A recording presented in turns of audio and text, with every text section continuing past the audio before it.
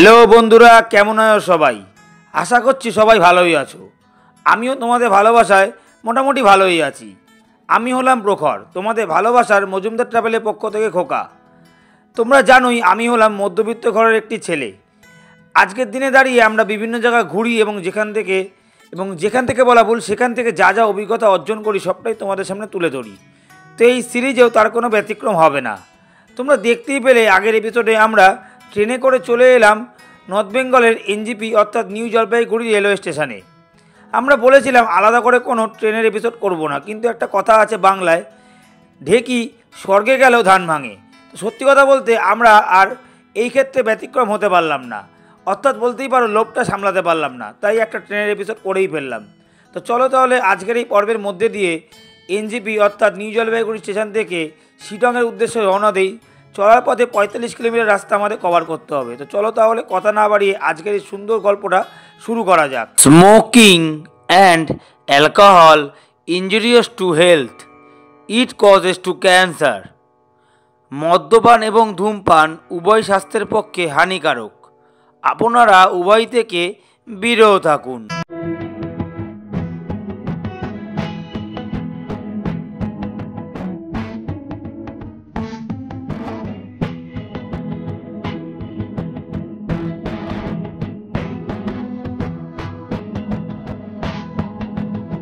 আমাদের জার্নি শুরু হলো, জাস্ট বৃষ্টি হচ্ছে প্রচণ্ড এবং সামথিং কিছু কারণের জন্য যেটা এখানকার অ্যাজ ওয়েল অ্যাজ সমস্যা, সেটা ট্রেন স্টেশন বন্ধ হয়ে গেছে। তো গাড়ি আমাদের ঘুরে যেতে হবে। তো চলুন আপাতত আমরা এখন শিলংয়ের উদ্দেশ্যে রওনা দিই। তা ইনফরমেশান দিয়ে রাখছি, এর আগেও বলেছি, আবার একটু মনে করিয়ে দেওয়া, যখন আসবেন এখানে একটু সময় নিয়ে আসবেন। ড্রাইভার দাদারা করে রাখে, তবু অনেক সময় আপনারা হয় যে না এখানে এসে গাড়ি বুক করেন, গাড়ি অনেক সময় মানে প্ল্যান করেন যে এখানে এই সমস্ত কিছু করবো। বিশেষ করে গাড়ির ক্ষেত্রেই বলছি, স্টেশনের বাইরে ইয়াত্রী সাথীর কিন্তু রেজিস্ট্রেশন হয়। আগে থেকে যদি গাড়ি বুক করে আসেন তো ড্রাইভার দাদারা সমস্ত কিছু অ্যারেঞ্জ করে রাখে। কিন্তু যদি এসে স্পটে বুকিং করার চেষ্টা করেন, এটা আপনাদের নিজস্ব ব্যক্তিগত সিদ্ধান্ত। স্পটে বুকিং করলে কী সুবিধা অসুবিধা আপনারা নিজেরা ভালো বোঝেন, আপনারা জানবেন। সেক্ষেত্রে কিন্তু এই অসুবিধাটা ফেস করবেন যদি দেরি করে আসেন বা সময় হাতে না রাখেন। ইয়াত্রী সাথীতে কিন্তু রেজিস্ট্রেশন করতে হয়, সময় কিন্তু লাগে, লাইন কিন্তু প্রচণ্ড পড়ে। সেখানে ঠিক বেরিয়েছে বা দিকে এটা করেছে। এবং হ্যাঁ, সামনেটা আমরা দেখাতে পারলাম না, মানে আনফর্চুনেটলি, তার জন্য সরি। মানে এতটা বৃষ্টি হচ্ছে, রাস্তাঘাট ভেঙে গেছে, কাদা মানে কর্দমাক্ত হয়ে যাওয়ার দরুন আমরা ওখানে ভিডিও করতে পারলাম না। আমাদের এই চলার পথে, শিলং যাওয়ার পথে আপনারা যখন আসবেন, প্রচুর সাইট সিন কিন্তু পরে এই মানে এনজিপি বা শিলিগুড়ি স্টেশন ক্রস করলে। একটাই আপনাদের বলে দেওয়া, এটা বলা হয়নি, আমরা ট্রেনে এলাম। যদি ট্রেনে না আসতে চান বা ট্রেনের টিকিট না পান, আরও দুটো কিন্তু অপশান আছে এই শিলিগুড়ি বা এনজিপি স্টেশনে পৌঁছানোর বা এই এরিয়াতে পৌঁছানোর। এক হচ্ছিল ফ্লাইট, যেটা যে কোনো এরিয়া থেকে ফ্লাইটে করে আপনার বাগডোগরা এয়ারপোর্টে আসতে পারেন। আর একটা কিন্তু কলকাতা থেকে যারা আসছেন, কোনো জায়গা থেকে আছে, কলকাতা থেকে যারা আসছেন তারা কিন্তু বাই রোডও কিন্তু আসতে পারেন, নিজেদের গাড়ি থাকলে গাড়ি করে, না হলে বাসে করে। বাস কিন্তু ধর্মতলা এরিয়া বা আপনার হলো গিয়ে সল্টলেক করুণাময় স্ট্যান্ড, এখান থেকে বিভিন্ন আপনার শ্যামলী পরিবহন, তারপর হচ্ছে এক্সপ্রেস লাইন, বিভিন্ন বাস ভালো ভালো এসি বাস ছাড়ে, তাহলে আপনারা আসতে পারেন। মোটামুটি ভাড়া ওই 900-1000 টাকার মধ্যেই। তো আজকে চলার পথে যেমন সাইট সিনগুলো করে বললাম, Sevoke Kalibari, Coronation Bridge, Aldara view point, Namthing Pokhri, এছাড়া হচ্ছে গিয়ে মলদ্রাম টি স্টেট, প্রভৃতি জায়গা পড়ে। তো আনফর্চুনেটলি NH 10 বন্ধ হয়ে যায়। কারণ অ্যাকচুয়ালি যাতায়াতের রাস্তা হচ্ছে নয় হিলকার রোড, নয় NH 10, নয় NH 110। তো বেসিক্যালি NH 10 দিয়ে যাতায়াত করা যায়, শিলংয়ে ইজি হয়, সময়টা কম লাগে। তো আনফর্চুনেটলি বন্ধ হয়ে যাওয়ার জন্য কিছু করার নেই, টেকনিক্যালি কিছু প্রবলেম এখানে হয়েই থাকে, কারণ যেহেতু একটা হিল এরিয়া। আমরা এখন আপাতত হিলকার রোড ধরে যেতে যাচ্ছি। তো সেক্ষেত্রে আই হোপ যেটুকু মনে হচ্ছে হয়তো সেবক কালীবাড়ি আর করোনেশন ব্রিজটা হবে না, লেটস সি, দেখা যাক। আমরা এখন চলার পথে একখানা ডেস্টিনেশন ঠিক নয়, এটা স্পটও বলা যাবে না, বাট একটা জায়গা আমরা পিছনে ক্রস করলাম, এটা এগিয়ে আসছি। মহানন্দা ব্রিজ, মহানন্দা যে নদী, সেই নদীর উপর দিয়ে বয়ে চলা ফ্লাইওভার বা ব্রিজ যেটাই বলুন না কোনো, ক্রস করলাম। এতক্ষণ ধরে গল্প করছি, সেই কাল রাত থেকে শুরু হয়েছে। এবার দেখুন মানে আমাদের যে সমস্ত টিম মেম্বাররা সবাই রয়েছে একসঙ্গে। এই সব এই যে ভিডিওর মধ্যে হাই কর, হাত দেখা সব, এই সব মেম্বাররা, সব বাড়ির সব, আমি আছি, হাত দেখাচ্ছে, মানে এক্সাইটমেন্ট অন্যরকম কাজ করছে। তো মানে কপাল একটু ভালো, মানে আপনাদের ঘুরে দেখাচ্ছি। দেখুন উপর থেকে কিছুটা আকাশ ক্লিয়ার হচ্ছে, তো লেটস সি কতটা দেখা যায়, আগে গেলে দেখছি আমরা।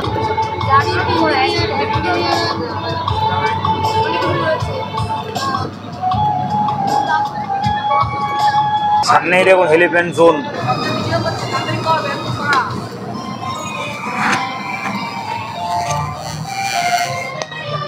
আমরা আবার চলে এলাম NH10 দিয়ে, সামনে দেখতে পাচ্ছেন NH31। এখানে NH10, NH31, NH110 প্রচুর জায়গা পড়বে। তো আমরা যারা বলছিলাম যে সেবক রোড দিয়ে যাবো, সেবক রোড দিয়ে আবার ফিরে এলাম। আমরা হিলকা রোড দিয়ে ঘুরে আবার সেবক রোডে এলাম। জাস্ট বলতে পারেন অ্যাটেমে নিয়েছি দেখার জন্য, যদি উপরে খোলা থাকে এগিয়ে যাবো, না হলে আবার রাস্তা ঘুরতে হবে। তা আপাতত এই সৌন্দর্যটা, রাস্তা দুধারের সৌন্দর্যটা আমরাও দেখছি, আপনারা দেখুন। আর বাকি ইনফরমেশন আগে যেতে বলছি আপনাদের। এবং হ্যাঁ, এর সঙ্গে জিনিসটা বলে রাখা, এই NH10 দিয়ে যারা চলাফেরা করবেন বা যাবেন, যারা চিন্তাভাবনা করছেন, তারা কিন্তু একটা জিনিস মাথায় রাখবেন, NH10 কিন্তু ইদানিং বেশ কিছু দিন ধরে বা বেশ কিছু বছর ধরে বা বেশ কিছু মাস ধরে কিন্তু রেনি সিজনে কিন্তু মাঝে মাঝে বন্ধ হয়ে যাচ্ছে। তো যারা প্ল্যান করবেন NH10 ওরিয়েন্টেড প্ল্যান, তারা এটা কিন্তু একটু মাথায় রাখবেন। বর্ষাকালে NH10 দিয়ে চলাফেরা করার জন্য কিন্তু একটু অ্যাভয়েড করাটা কোয়াইট বেটার। নাহলে কিন্তু আপনার ট্রিপে কিন্তু কিছুটা সাফেল করতে হতে পারে, না হলে কিন্তু হেক্টিক হতে পারে আপনাদের একটা জিনিস যে আসছে দেখুন, এরকম সামনে লেখা রয়েছে গ্যাংটক শিলিগুড়ি। আপনারা যারা আসবেন বললাম বাসে করে কলকাতার দিক থেকে, তারা যারা নামবেন হচ্ছে লোক যে ওই চেঞ্জিং নৌকা বাস স্ট্যান্ড বা শিলিগুড়ি বাস স্ট্যান্ড, সেখান থেকে কিন্তু আপনারা গ্যাংটক, দার্জিলিং প্রভৃতি জায়গা যাওয়ার কিন্তু শেয়ার বাসও কিন্তু পেয়ে যাবে। ঠিক আছে, এই একটা ইনফরমেশন আপনারা জানানো রইল। তো ভাড়া মোটামুটি 500 টাকার মধ্যেই পড়ে, বাট শেয়ার গাড়ি বা শেয়ার বাস ওখান থেকে কিন্তু পেয়ে যাবেন। এছাড়া কিন্তু গাড়ি কিন্তু আপনার ইন্ডিভিজুয়াল যেরকম পাবেন, সেখানে শিলিগুড়ি জংশন থেকেও কিন্তু পেয়ে যাবেন গাড়ি। শেয়ার গাড়ি বলুন, রিজার্ভ গাড়ি বলুন, বিভিন্ন গাড়ি পাবেন। আর বাস পেতে গেলে আপনাদের কিন্তু তিনজনকে বাস স্ট্যান্ডে কিন্তু আসতে হবে আপনাদেরকে।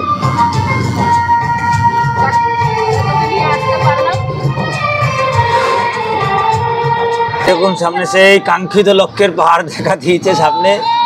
এবং এই যে আমরা এই এলাকাটা বর্তমানে ক্রস করছি, এটা কিন্তু সেবক বাজার। তো মোটামুটি এটা ডিস্টেন্স NJP বা শিলিগুড়ি থেকে মোটামুটি ধরুন ওই 15-20 কিলোমিটারের মতো ডিস্টেন্স। এটা আরও 2-5 কিলোমিটার যেতে হবে সেবক কালীবাড়ি এবং করোনেশন ব্রিজ পাওয়ার জন্য। দেখুন উপরে পুরো মেঘ ঢাকা পাহাড়গুলো দেখা যাচ্ছে, এবং পাশ দিয়ে দেখুন আপনারা দেখাচ্ছি তিস্তা নদী বয়ে যাচ্ছে। জায়গাটা তো খুব ছোট লাগছে, কিন্তু তিস্তা নদী কিন্তু এটা একটা। আর দেখুন সঙ্গে দূরে পাহাড়। চলার পথের প্রথম সাইট সিন এই দেখুন দেখা যাচ্ছে উপরে সেবক কালীবাড়ি। এটার ব্যাপারে একটা জিনিস বলে রাখি, তারপর ডিটেলসটা বলছি। সেটা হচ্ছিল দেখুন পাশে সব গাড়ি বয়ে যাচ্ছে। এইটা কিন্তু আমরা রিকোয়েস্ট করেছি ড্রাইভার দাদাকে, তাই এখানে দাঁড়ালো। এটা কিন্তু এইটা, এবং সামনে করোনেশন ব্রিজ রয়েছে। এই দুটো জায়গা কিন্তু সাইড সিনের মধ্যে থাকে না। পিক সিজনে কিন্তু গাড়ি এখানে দাঁড়ায় না। আজকে একটু ফাঁকা, তাই গাড়ি দাঁড়ালো। এইটা যখন প্ল্যানিং করবেন, এটাকে প্ল্যানিং থেকে বাদ ধরেই চলবেন। এখানে সবসময় গাড়ি দাঁড়ায় না। এটা লোকাল মন্দির সেবক কালীবাড়ি। আর আরেক নাম হচ্ছে সেবকেশ্বরী কালী মন্দির, যেটা 1730 সালে প্রতিষ্ঠা হয়। মোটামুটি এটা সমতল থেকে প্রায় 2200 ফিটের মতো উচ্চতায় অবস্থিত। প্রতিদিনই মোটামুটি সকাল 5টায় খোলা, রাত্রি 9টা অবধি খোলা থাকে। এন্ট্রি সেরকম কিছু নেই। সামনে এরকম জুতো রাখার জায়গা, এখানে মোটামুটি জুতো রাখতে পারবেন। এই পাশেও একটা মন্দির রয়েছে। তো এখানে বিভিন্ন ধরনের পুজোই হয়, কারণ এখানে উপরে কালী মন্দির আছে। এছাড়া এখানে হচ্ছে লোকে নাগ মন্দির আছে, নাগ মন্দিরের নাগ দেবতার পুজো হয় এখানে। তো এছাড়া দুর্গা পুজো এখানে করা হয়। সামনে করোনেশন ব্রিজের সামনে এখন যাবো, সেখানে আপনাদের ভিডিও করে দেখাবো। বেশ সুন্দর লাগছে। চলুন, ওঠার জন্য বেশ কিছু সিঁড়ি আছে, দেখতেই পাচ্ছেন। নিচে পুজো দেওয়ার জন্য বেশ কিছু দোকানও রয়েছে, আপনার চাইলে সেগুলো দোকান দিয়ে কিনতে পারেন ডালা। চলুন, আর একটা জিনিস, এখানে কিন্তু উপরে কিন্তু ভিডিও করতে দেয় না।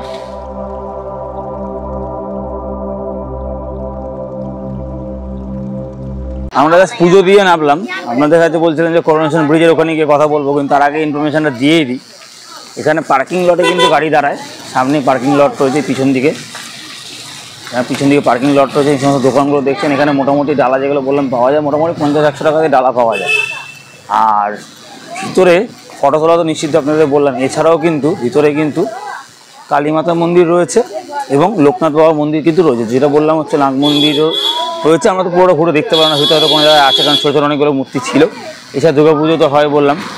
এবং একটা জিনিস, এখানে প্রসাদ রাখা থাকে, আপনি প্রসাদ কিন্তু নিজেরা নিয়ে নিতে পারেন। এবং এছাড়াও কিন্তু প্রত্যেক দিনে একটা সময় করে, সেই সময়টা মেনশন নেই। যারা এখানে রেগুলার আসা যাওয়া করে বা ভিতরে জিজ্ঞাসা বলে দেবে, আমরা জিজ্ঞাসা করিনি, কারণ আমাদের অনেক ডেস্টিনেশন আছে, পরে এগাবো। তো ওখানে সেই সময় যখন প্রসাদ বিতরণ করা হয় তখন কিন্তু মোটামুটি 20 মিনিট করে কিন্তু মন্দির বন্ধ থাকে। আমরা এখন চলার পথে এসে দাঁড়ালাম আরেকখানা স্পট, সামনে দাঁড়াতে দিচ্ছেন, আপনাদের আগেও বললাম সামনে দাঁড়াতে দেয় না, এখানে সমস্ত মানে চেকপোস্ট টাইপের রয়েছে, এখানে আর্মি রয়েছে বলে আমি দেখাচ্ছি না। এটা হচ্ছিল গিয়ে সেই ফেমাস করোনেশন ব্রিজ, দেখুন নিচ দিয়ে বয়ে চলে তিস্তা নদীর, নদীতে জল খালি স্রোত দেখুন একবার। এবং এই ব্রিজটা কিন্তু ওই প্রান্তটা দেখতে পাচ্ছেন, ওই প্রান্ত দিয়ে কিন্তু কালীঝোড়া ড্যামের দিকে, কোলাখাম সব দিকে যাওয়া যায়, এছাড়াও কিন্তু আলিপুরদুয়ার বা মানে আসাম প্রভৃতি জায়গায় যাওয়া যায়। তো এইটা কিন্তু যেটুকু জানা যায় বা তথ্য সার্চ করলে জানতে পারবেন, এটা মোটামুটি 1937 সালে এটা চালু হওয়ার কথা, মানে কাজ শুরু হয়েছিল 1941 সালে এটা প্রতিষ্ঠা হয়। এটা এই জাস্ট এই ল্যান্ড থেকে এটা উচ্চতা কিন্তু প্রায় 300 মিটার মতো, কিন্তু অ্যাকচুয়ালি যদি পুরো বেসিক এরিয়াটা ধরেন এটা কিন্তু প্রায় সমতল থেকে প্রায় 2000 কিলোমিটার মানে 2000 মিটারের মতো উঁচুতে কিন্তু অবস্থিত, 2000 ফিট, আর সমতল থেকে এখান থেকে 300 ফিটের মতো উঁচুতে অবস্থিত রয়েছে। আরেকটা বলে রাখা, ওই যে মুখটা দেখছেন ওই মুখেও কিন্তু একটা বাঘের মূর্তি রয়েছে, আবার এই দিকেও কিন্তু একটা বাঘের মূর্তি রয়েছে, দুদিকে দুটো বাঘের মূর্তি রয়েছে।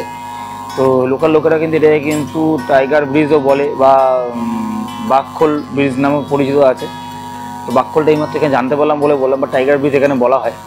তো চলুন, এই মোটামুটি এই দুটো ডেস্টিনেশনের স্পট এখানে ছিল, তেমন তো দেখা কিছু নেই। এবং হ্যাঁ, একটা জিনিস বলে রাখা, এই ব্রিজটা কিন্তু তৈরি করতে কিন্তু প্রায় সেই সময় যখন 1937 সালে কিন্তু সেই সময় দিনে দাঁড়িয়ে প্রায় 6 লাখ টাকা কিন্তু খরচা হয়েছিল। আমরা এখন রাস্তা ক্রস করছি, এখানে রাস্তার অবস্থা খুবই খারাপ। আমরা বর্তমানে আমরা কালীঝোড়া এরিয়া ক্রস করছি, আপনাদের সামনে গাছগুলো আলাদা দেখাতে পারছি না, একটু দেখাচ্ছে সামনে কালীঝোড়া ড্যামও কমতি দেখা যাচ্ছে, কিন্তু রাস্তার ওয়েদার সবটাই যেন মনে হচ্ছে সুপ্রসন্ন নয় আমাদের এবারে ট্রিপের। ভগবান হয়তো মুখ তুলে চাইনি এখনো পর্যন্ত, বাট এখনও পর্যন্ত এই রেইনি সিজনের পাহাড়ের দৃশ্য যেন এক অপরূপ সুন্দর। আপনাদের দূরে আমি দেখাচ্ছি, দেখুন দেখা যাচ্ছে দূর থেকে অল্প অল্প করে, এটা কিন্তু হচ্ছে গিয়ে কালীঝোড়া ড্যাম, ওই দেখুন দূর থেকে দেখা যাচ্ছে তিস্তা নদী এবং সামনে কালীঝোড়া ড্যাম। মানে এই ড্যামের জল এখানকার অনেক কাজেই কিন্তু লাগে, এবং এটা কিন্তু একটা অন্যতম একটা গুরুত্বপূর্ণ ড্যাম এই এরিয়ার, এই কালীঝোড়া ড্যাম। এই দেখুন যত সামনে আমরা যাচ্ছি দেখাচ্ছি আপনাদের।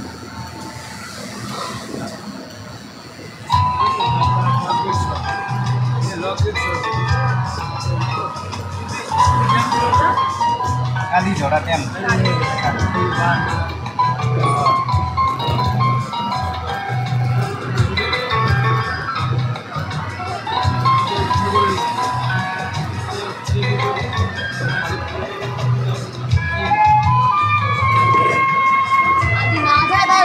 আর উপরে দেখুন এই যে দেখতে পাচ্ছেন ব্রিজটা, এটাই সেই ব্রিজ যেটা সিকিম অবধি পৌঁছাবে, রেল ব্রিজ। এই দেখুন নতুন তৈরি হচ্ছে, যারা যাতায়াতের ক্ষেত্রে মানে পর্যটক একটা সুবিধা করে দেবে। আমরা বর্তমানে যে এরিয়াটা ক্রস করছি এখন দেখুন জঙ্গলে ঘেরা, পুরো চারিদিকে জঙ্গল আর জঙ্গল, বড় বড় পাইন গাছের জঙ্গলে ভরা। এই জায়গাটার নাম হয়তো অনেকেই জানেন বা অনেকেই জানেন না, আপনাদের জানিয়ে দিচ্ছি। ট্রেন দিয়ে এলে বেশকুড়া জায়গা এগিয়ে এলে করোনেশন ব্রিজ ক্রস করে এসে কিছুটা আগালে মোটামুটি ক্রসিং পড়ে, ক্রসিংয়ের বাঁদিকে ঘুরে গেলে মানে বাঁদিকে ঘুরে এই রাস্তায় উঠতে হয়, আর সোজা চলে গেলে সিকিম। তো বাঁদিকে যে রাস্তাটা আমরা ঘুরে আমরা এখন শিলংয়ের দিকে এগোচ্ছি, এই এরিয়াটার নাম কিন্তু হচ্ছে লাটপাঞ্চার।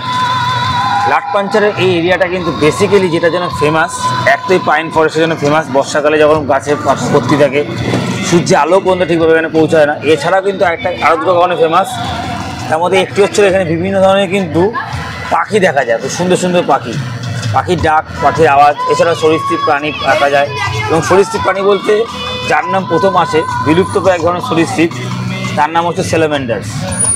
ভারতবর্ষে মানে বিশ্বের বলতে পারেন 1/4, যেটাকে বলে 1/4, সেই 1/4 স্যালামেন্ডার কিন্তু ভারতবর্ষের এই নর্থ বেঙ্গলের এই এরিয়াতে কিন্তু দেখা যায়। তার মধ্যে এই লাটপাঞ্চার কিন্তু ওয়ান অফ দ্য একটা ফেমাস জায়গা স্যালামেন্ডারের জন্য, এখানে কিন্তু সেটা দেখা যায়।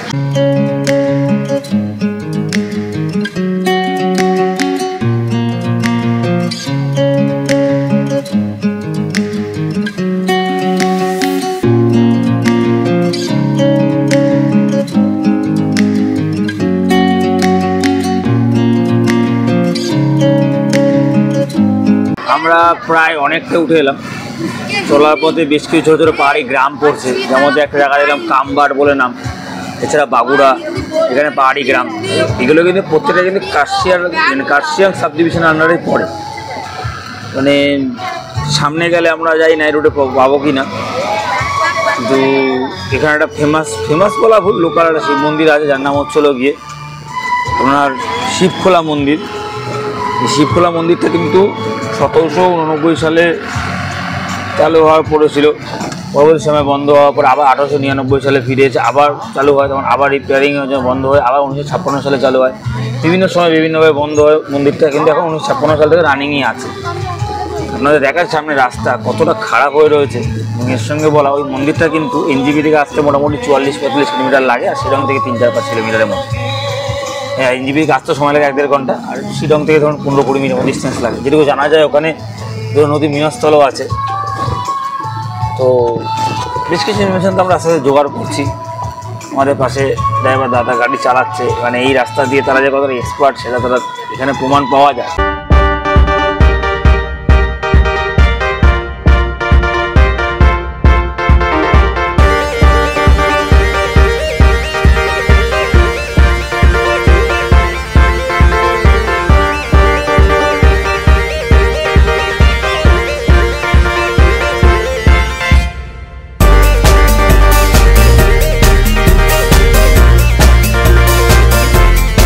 আমরা চলার পথে যেহেতু বললাম লাটপাঞ্চা এরিয়া ক্রস করছি, তো লাটপাঞ্চা এরিয়াতে একটা ঝর্ণার সামনে এসে দাঁড়ালাম। আমি ব্যাক ক্যামেরায় দেখাচ্ছি, এবং চারদিকে এতটা ফগি ওয়েদার, মানে সিরিয়াসলি জিরো ভিজিবিলিটি, এবং এরকম সামনে বোর্ড লেখা রয়েছে লাটপাঞ্চা থেকে শিলং ঢোকার জায়গা। এটা হচ্ছে বোর্ডটা, এটা কতটা দেখাতে পাচ্ছি আমি জানি না। তো আপাতত ব্যাক ক্যামেরায় আপনাদের ঝর্ণাটা যতটা পাচ্ছি দেখানোর চেষ্টা করছি 6 ইঞ্চি স্ক্রিন দিয়ে, এই কুয়াশা মেঘলা ওয়েদারের মধ্যে।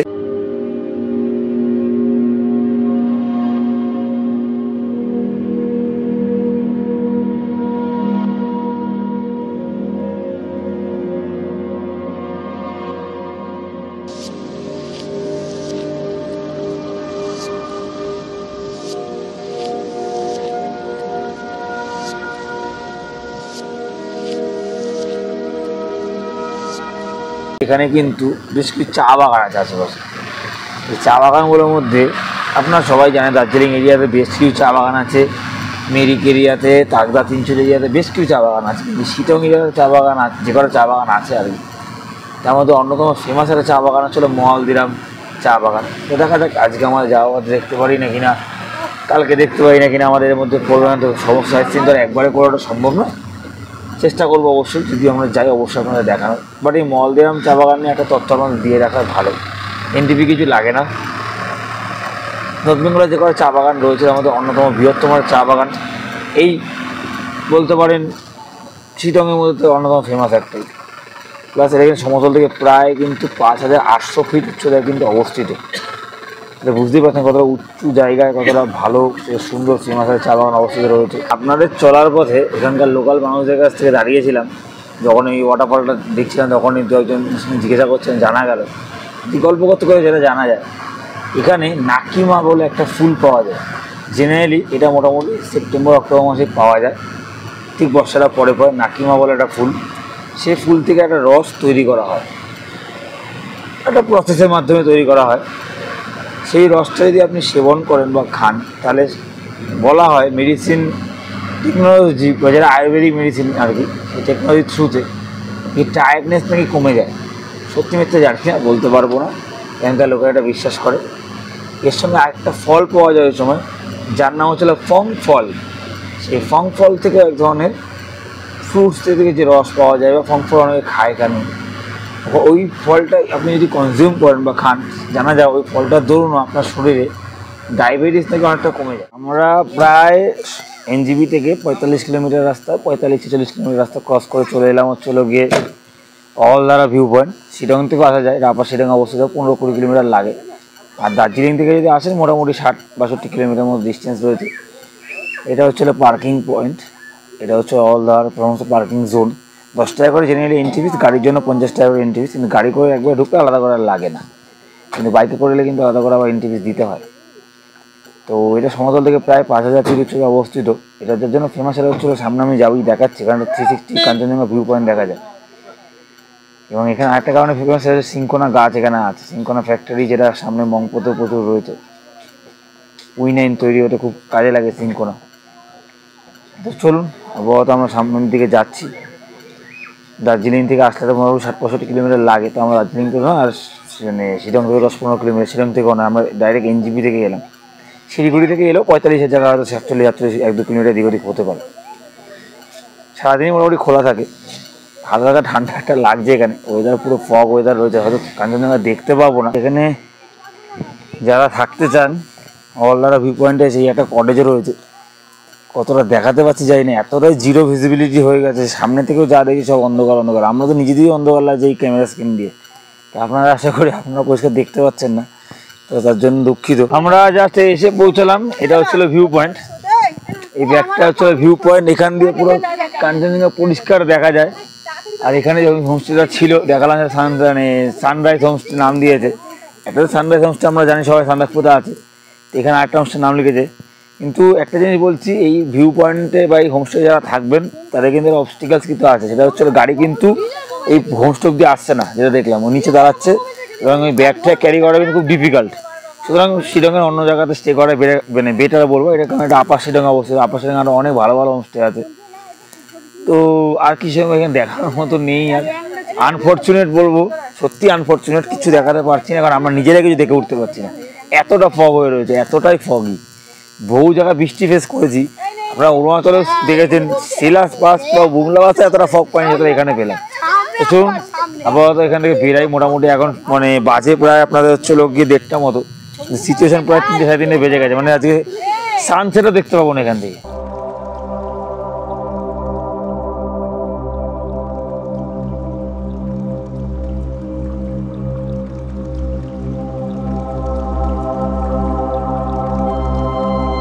আমরা অলদারা ভিউ পয়েন্ট দেখে এলাম, এই যে পিছনে বলছিলাম হোমস্টেটা, দেখুন যে সানরাইজ হোমস্টে, বা এখানে একটা নামও আছে অলদারা ভিউ পয়েন্ট হোমস্টে।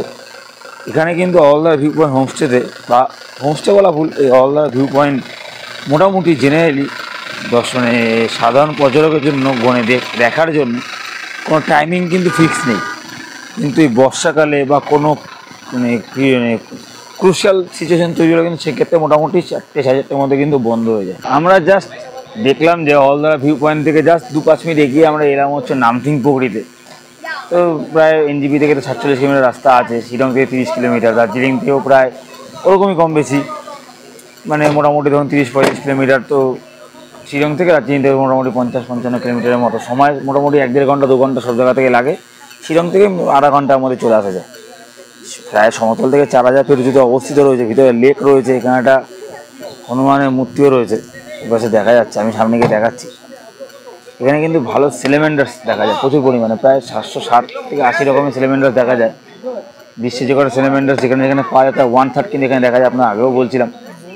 তো চলুন, ভিতরে লেক রয়েছে, ছোট্ট একটা পুকুরি, নামথিং পুকুরি, ছোট্ট লেক, সারা বছর জল থাকে না, বর্ষাকালে জল থাকে বলছে। এই দেখুন সে হনুমানের মন্দিরটা, এবং হচ্ছে এন্ট্রি পয়েন্ট, চারিদিকে পাইন ফরেস্ট, যাওয়ার রাস্তা। ওই দিকে যাই ভিতর দিকে, যারা আসবেন রাস্তাটা দেখে বুঝতেই পারছেন রাস্তাটা কতটা কর্দমাক্ত রাস্তা, মানে কাদা, তার সঙ্গে স্মুথ নয়, অবস্টিকালস কিন্তু আছে চড়াই উত্তরাই মিলিয়ে। বয়স্ক যারা আসবেন বা যারা পায়ে হাঁটা চলার সমস্যা রয়েছে তারা কিন্তু এগুলো একটু কিন্তু নোটিস রাখবেন। তো সাউন্ড শোনাতে পারছি কিনা জানি না, বোঝা যাচ্ছে এটা যে সেলেমেন্ডাস।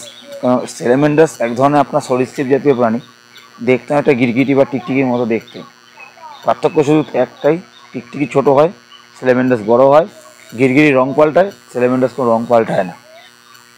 আর মুখটা অনেকটা পুরো সরীসৃপই বলতে গেলে।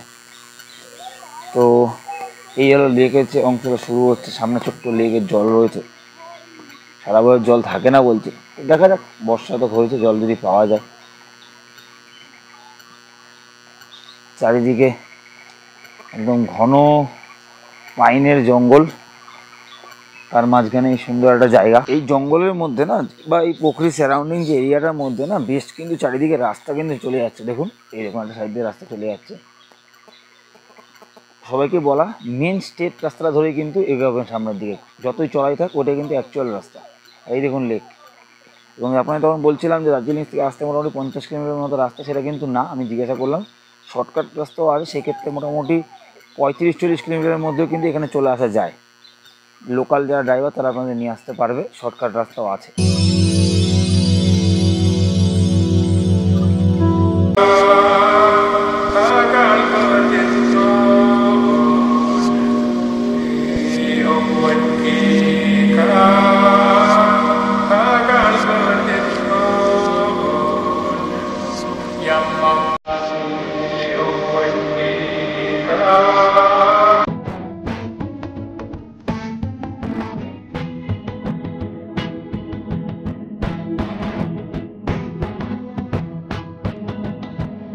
আমাদের এখন পরবর্তী ডেস্টিনেশন হলো এখানকার লোকাল লেপচা মনেস্ট্রি।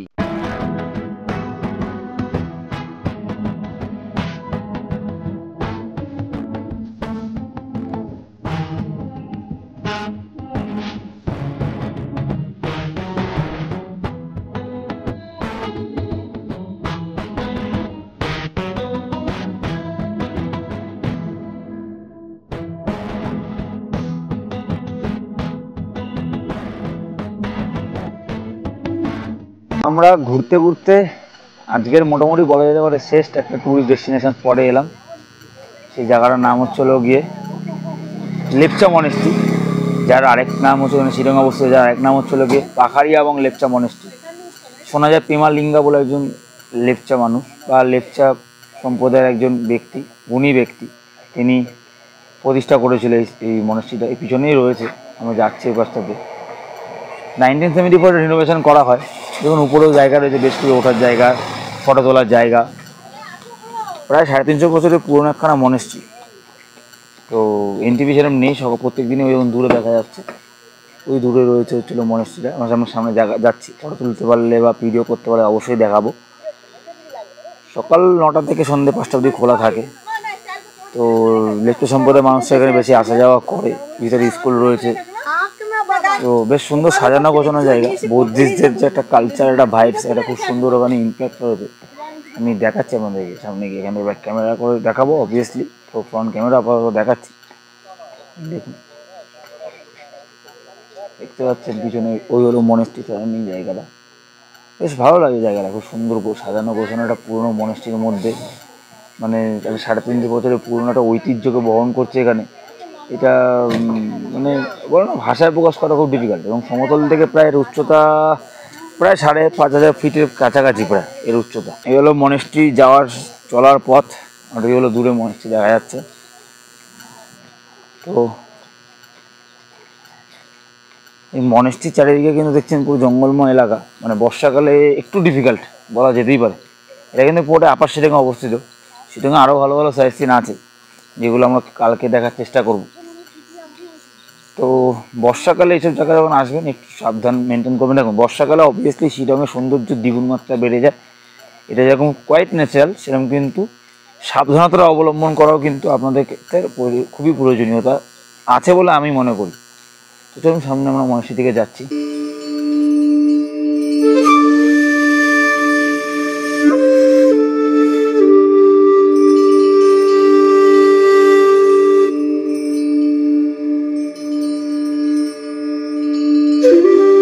অ্যাটলিস্ট এই রাস্তাটা ক্রস করে দেখুন চলার পথে খুব সুন্দর সাজানো বুদ্ধিস্ট যে ফ্ল্যাগগুলো ছিল, রিচুয়ালের সমস্ত ফ্ল্যাগ ক্রস করে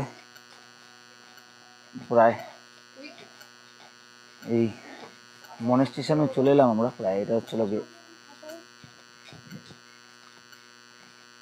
অ্যাকচুয়াল সেই মনেস্ট্রি জায়গাটা। এখানে লোকজন সব বসবাস করে, এখানে সাজানো গোছানো এই সমস্ত মূর্তির জায়গা রয়েছে পুরনো।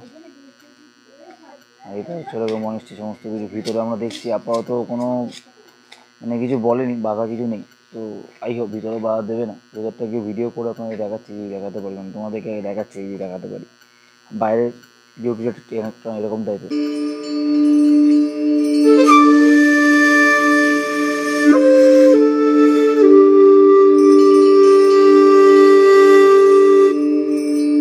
আমরা জাস্ট এই ভিতরে ঢুকলাম আর কি। ভিতরে আমরা চেষ্টা করবেন ফরেস্টটাকে পিসফুল ভিতরে রাখা যায়, পোলাইটলি মেনটেন করা যায়। কারণ ক্রাউড বা লাউড ভয়েস ক্রিটিক করে এরকম যে মনেস্ট্রি টুকটাক ছোটো মধ্যে সাজানো। তো একটা জিনিস খুব ভালো লাগে আপনাদেরকে, আমি এত মনেস্ট্রি আগে যে ঘুরেছি কোনো জায়গাতে এই জিনিসটা পাই। এটা হচ্ছে যে পুরো মাটি। দেখুন আমি এটা দেখাচ্ছি কারণে আমি এতদিন মনের সাথে নর্মালি মার্বেল থাকতো আর সিমেন্ট থাকতো, বাট এই মাটি, এই যে বলে না গ্রাম বাংলার মাটির গন্ধ, এখানে এসে পাহাড়ি মাটির গন্ধ পায়ে আসছে, গায়ে মাখছি, এক অবিশ্বাস্য ফিলিংস। আমি ব্যাক ক্যামেরায় এই মানে লেপচা মনেস্ট্রির মূর্তিটা থেকে বুদ্ধিস্ট মনেস্ট্রি মূর্তি দিয়ে শুরু করে এই ভিতরে যে মাটির ভাইবসটা ওটাই তুলে ধরছি।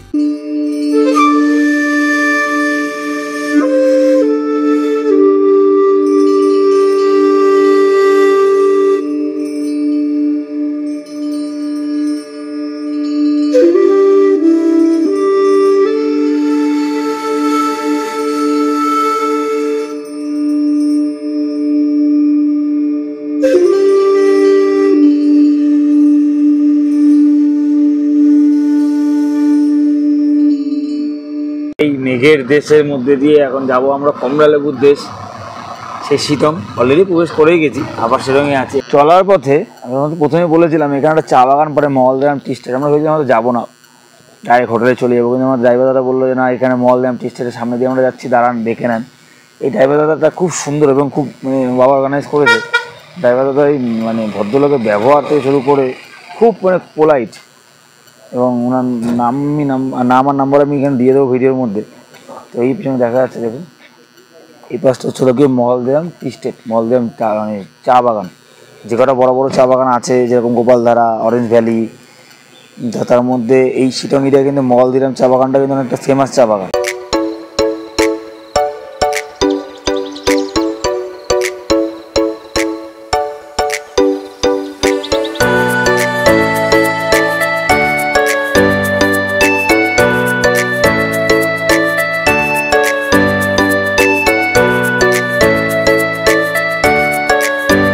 এই হলো পিছনে মলদ্রাম চা বাগান, পুরো এরিয়াটা জুড়ে, এবং বিস্তৃত একটা বলে না সবুজ বাগিচা, মোটামুটি সমতল থেকে প্রায় 5000 ফিট উচ্চতা মোটামুটি অবস্থিত। কোনো এন্ট্রি সেরকম কিছু নেই, সব চা বাগানে এই চা বাগানে কোনো সবসময় খোলা থাকে। চেষ্টা করবেন দিনের বেলা আলোতে আসা, কারণ দেখতে পাচ্ছেন যখন দূরে ফগ হয়ে গেছে কিছু দেখতে পাবেন না। তা আপাতত আর কোনো সাইড সিন তো আপাতত নেই, দাদাও বলছিল। তখন আমরা মোটামুটি এখন বাজে 2:30 কাছাকাছি, আধা ঘন্টা মতো লাগবে হোমস্টেতে পৌঁছাতে, আমাদের খাওয়া দাওয়া করার আছে। তো চলুন, আজকের মতো সাইড সিন তো আর সেরকম কিছু নেই, যদি থাকে তো ধরুন দেখাবো। আর ইচ্ছা আছে হোমস্টেতে পৌঁছে খাওয়া মানে রুম ট্যুরটা আপনার দেবো, বললামই সমস্তটা দেখাবো। দেখি বিকেলবেলা ইচ্ছে আছে খাওয়া দাওয়া করে আশেপাশটাতে বাইরে ঘুরবো, কী করছি না করছি আপাতত হোমস্টেতে পৌঁছে আপনাদের সমস্তটা তুলে ধরার চেষ্টা করছি।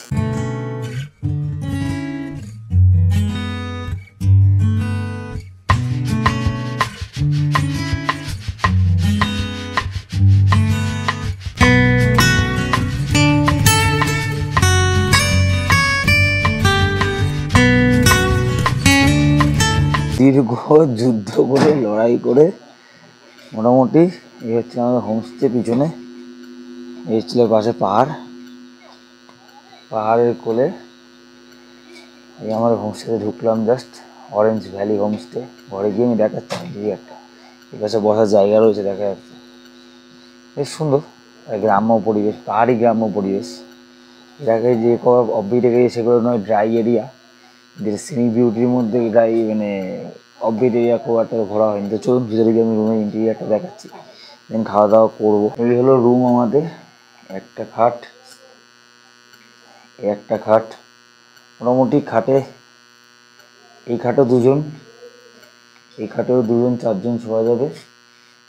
একটা বসার গদি মতো আছে, এখানে একটা মিরার আছে, আর আই হোপ এটা পায়খানা বাথরুমই হবে।